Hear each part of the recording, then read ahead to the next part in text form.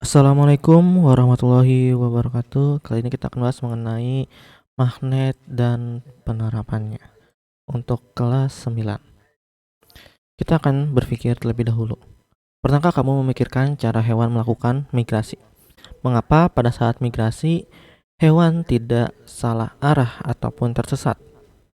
Seperti paus, burung, maupun salmon.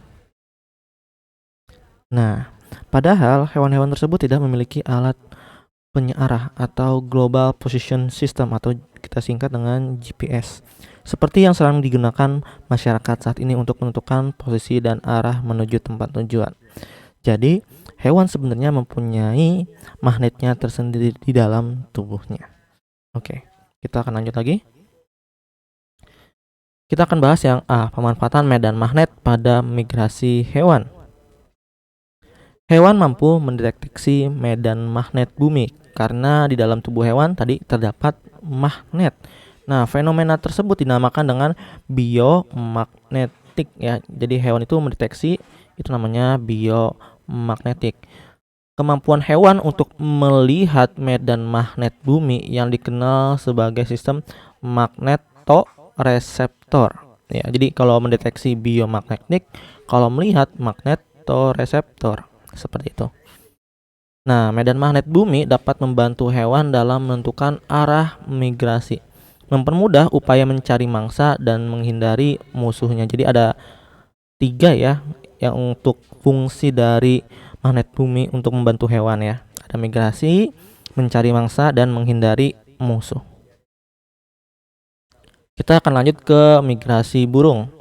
Nah, beberapa jenis burung, misalnya burung elang dan burung layang-layang, itu melakukan migrasi pada setiap musim tertentu. Yang biasanya dari musim dingin ke musim semi. Nah, burung tersebut menggunakan partikel magnetik yang ada pada tubuhnya untuk menciptakan peta navigasi dengan memanfaatkan medan magnet bumi. Jadi burung itu udah tahu ya mau kemana dia akan pergi. Nah, pada suatu ketika ya nanti kita akan cerita sedikit mengenai burung merpati yang ditempelkan di palanya itu berupa magnet. Nah, medan magnet bumi juga digunakan oleh burung merpati pos. Oke, di sini kita akan lanjutkan lagi ceritanya.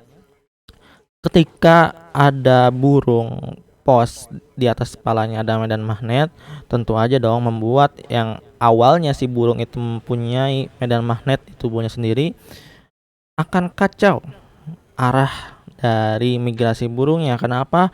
Ada magnet di kepalanya. Dia pikir bahwa oh di mana-mana terdapat magnetnya ya. Makanya itu dia pasti kesasar, bukan di tempat yang seharusnya ia migrasi gitu. Jadi jangan kalian iseng-iseng ya menaruh burung merpati di atasnya itu magnet. Jangan, kasihan banget. Oke, kita lanjut lagi. Nah, sekarang kita lanjut ke migrasi ikan salmon. Ikan salmon ini biasanya hidupnya di lautan, lalu untuk beranak itu berada di air tawar. Hidup ikan salmon ini ada di Samudra Atlantik dan Samudra Pasifik. Nah, ikan salmon ikan yang melakukan migrasi untuk berkembang biak. Yang tadi ya kalau dia biasanya hidupnya di laut, tetapi kalau udah mau beranak itu berada di sungai atau air tawar. Memiliki kemampuan kembali ke aliran air tawar tempat mereka menetas dan tumbuh setelah berenang ribuan kilometer mengarungi lautan. Jadi kayaknya udah tradisi mereka ya yang lahiran itu di tempat air tawar, setelah dia menetas lalu kembali ke air laut. Begitu juga sebaliknya saat dia udah mau beranak lagi kembali lagi ke air tawar gitu ya. Nah, ikan salmon yang melewati sungai Fraser di Kanada dapat kembali lagi ke sungai Fraser setelah 2 tahun bermigrasi mengarungi Samudra Pasifik. Nah, berarti kalau kita pikir-pikir ikan salmon dari dia netas sampai dewasa itu sekitar umurnya 2 tahun ya. Karena dia akan kembali lagi ke tempat awal dia netas. Yaitu di sungai air tawar. Nah, selanjutnya kita akan bahas migrasi penyu. Nah, penyu ini jalur migrasinya sepanjang 12.900 km. Wah, itu panjang banget ya. Melewati Laut Sargasso, wilayah perairan Laut Atlantik Utara. Waktu yang dibutuhkan untuk sekali migrasi antara 5 sampai 10 tahun. Nah, kenapa penyu ini ya sangat dilestarikan karena lihat aja waktu yang dibutuhkan aja 5 sampai 10 tahun untuk dia menaruh telur ke tempatnya kembali gitu ya. Nah, penyu bermigrasi sendiri tanpa mengikuti penyu lain. Kalau kita lihat ya dari ikan salmon, dari burung, dari paus itu selalu berbarengan dengan temannya saat bermigrasi. Nah, kalau penyu ini dia sendiri ya tanpa mengikuti yang lain. Ketika penyu mendeteksi medan magnet yang mirip dengan medan magnet wilayah dekat Portugal, penyu akan berenang menuju selatan ke arah Portugal. Jadi udah ada ya di dalam penyu sendiri magnetik dalam tubuhnya. Nah, pergerakan penyu dalam mengikuti jalur medan magnet bertujuan untuk menjaga penyu agar tetap berada di lautan yang hangat dan wilayah yang kaya akan sumber makanan. Baik itu ikan laut ya, semuanya sumber makanan itu biasanya lari ke daerah-daerah hangat gitu ya. Nah, selanjutnya migrasi lobster duri, jenis lobster air laut yang melakukan migrasi. Nah, ini salah ya, bukan si lobster ini, tapi lobsternya seperti ini. Nah, lobster duri mampu merasakan medan magnet bumi untuk membantu migrasi yang dilakukan dari lepas pantai Florida menuju lepas pantai yang lebih hangat dan tenang di setiap akhir musim gugur. Nah, kita lanjut lagi ke magnet dalam tubuh bakteri. Ternyata tidak hanya hewan yang bisa kita lihat dalam mata terbuka, tetapi hewan kecil pun seperti bakteri itu ada. Ya, kita lihat di sini. Ini ada magnetosome, ya, atau magnetosom. Di sini ada flagella. Flagella ini adalah alat geraknya ya. Ini merupakan sel bakteri. Lihat aja, skalanya aja 0,4 mikrometer, mikro ya. Tubuh bakteri magnetotik bakteri atau disingkat dengan MTB, terdapat organel komponen khusus yang disebut dengan magnetosom. Nah, kelompok bakteri yang mampu melakukan navigasi dan bermigrasi dengan memanfaatkan medan magnet. Salah satunya adalah tadi ya, MTB ini. Dia bisa bermigrasi. Nah, magnetosom tersusun atas senyawa magnetit atau biasa kita lihat rumus kimianya yaitu Fe3O4 atau greigit Fe3S4 yang memiliki sifat kemagnetetan jauh lebih kuat dibandingkan dengan magnet sintetik atau yang dibuat oleh manusia. Nah, magnetosom ini masih belum ada penelitian lebih lanjut yang bisa dimanfaatkan untuk kehidupan manusia. Semoga aja kedepannya ada penelitian lebih lanjut mengenai magnetosom ini ya. Masih belum ada.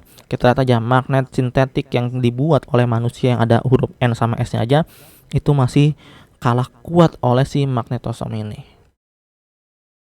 Nah, beberapa jenis bakteri ini memiliki flagella yang tadi kata Bapak bilang ya, flagella itu alat pendorong atau alat gerak seperti itu ya. Ini kayak sirip lah ya buat dia bergerak. Nah, sekarang kita lanjut ke teori dasar kemagnetan. Kita biasanya melihat benda elektronik di sekitar kita, ada TV, ada speaker, ada telepon, bahkan ada kipas. Nah, kita akan berpikir, tahukah kamu apa yang dimaksud dengan magnet? Dari manakah magnet itu berasal? Dapatkah sifat kemagnetan suatu bahan bisa hilang? Atau dapatkah kita membuat magnet? Ini merupakan sebuah pertanyaan-pertanyaan yang ada di pikiran kita. Selanjutnya, kita akan beralih ke konsep gaya magnet. Kata magnet itu berasal dari Yunani, yaitu magnetis litos, yang berarti batu magnesian. Magnesia adalah nama sebuah wilayah yang di Yunani pada masa lalu yang kini sekarang bernama Manisa. Sekarang itu udah masuk wilayah Turki ya. Nah, di wilayah tersebut terkandung batu magnet yang ditemukan sejak zaman dahulu. Nah, kalau di wilayah Turki itu mungkin magnesia, banyak magnet. Kalau di Indonesia juga ada, yaitu lithium, salah satu contohnya buat batu baterai. Kita akan lanjut. Kata magnesian berasal dari bahasa Yunani, yaitu magnetis litos, yang berarti batu ya. Ini udah. Nah, sekarang kita lanjut lagi. Magnet terbuat dari logam seperti besi dan baja. Seperti ini ya. Jadi jenis-jenis magnet itu ada dua ya, atau ada banyak dah, bebas ya. Kalau kalian biasa menemu di nugget ada tuh ya lingkaran ya. Nah, kalau kita lihat lagi di sini ada yang warna biru, ada yang warna merah. Oke. Magnet selalu memiliki dua kutub, yaitu kutub utara dan juga kutub selatan. Nah, jika dia beda ya, beda-beda sisinya, dia akan menarik. Kalau dia sama jenisnya sisinya N sama N, dia akan menolak ya. Seperti itu. Oke. Apa beda gaya magnet dengan gaya listrik? Kalau kita udah belajar gaya listrik, sekarang kita akan belajar gaya magnet. Nah, apa sih bedanya? Gaya listrik berasal dari adanya interaksi antara muatan listrik. Sedangkan gaya magnet berasal dari adanya interaksi antara kutub-kutub magnet yang ditimbulkan oleh gerakan muatan listrik atau elektron pada benda. Nah, kita lihat lagi di sini ada gambar A, yaitu magnet elementer tersebar acak. Yang B, magnet elementer tersusun pada arah tertentu. Kita lihat, perhatikan gambar yang A. Kutub utara dan kutub selatan ya, yang merah dan putih ini tersebar secara acak sehingga benda tidak memiliki sifat magnet ya. Jadi kalau misalkan si besi belum digosokin, itu gambarnya akan seperti ini ya. Dia belum akan berbentuk magnet. Nah, setelah dia misalkan berada digosok-gosokin oleh listrik atau magnet, maka nantinya partikel elementer ini berubah menjadi satu arah. Yang merah misalkan ke atas, yang putih merupakan ke bawah. Ya. Jadi sejumlah magnet elementer apabila diinduksikan atau dibuat magnet dapat disusun berbaris pada arah tertentu sehingga benda bersifat sebagai magnet. Oke. Sifat-sifat magnet berdasarkan interaksi pada bahan terhadap magnet ya. Oke, kita lihat. Ada 3, yaitu ferromagnetik. Benda-benda yang dapat ditarik kuat oleh magnet. Misalnya apa? Misalnya besi, baja, kobalt, dan nikel. Selanjutnya apa? Yaitu paramagnetik. Benda-benda yang ditarik lemah oleh magnet. Misalnya apa? Magnesium, molybdenum, dan litium. Nah, benda yang selanjutnya adalah diamagnetik atau benda-benda yang tidak dapat ditarik oleh magnet. Misalnya perak, emas, tembaga, dan bismut. Oke, kita lihat ya gambar-gambar yang belum kalian bisa atau jarang lihat ya, seperti kobalt ya. Ini adalah kobalt. Yang ini adalah nikel. Kita selanjutnya kita lihat ke paramagnetik, yaitu di bagian magnesium. Gambarnya seperti ini ya, magnesium, molybdenum seperti ini, dan litium seperti ini. Jadi beda-beda, walaupun hampir sama tetapi beda namanya.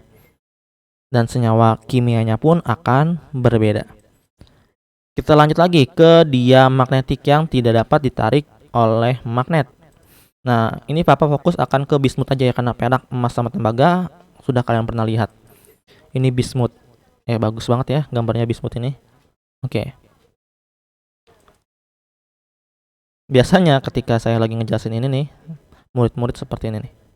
Ya, saat lagi daring. Ketika sudah mau selesai langsung semangat banget gitu ya. Oke, ini adalah meme keresahan bagi para guru. Oke. Selesai pertemuan kedua kali ini. Apabila ada kesalahan, mohon maaf. Wabillahi taufiq wal hidayah. Wassalamualaikum warahmatullahi wabarakatuh.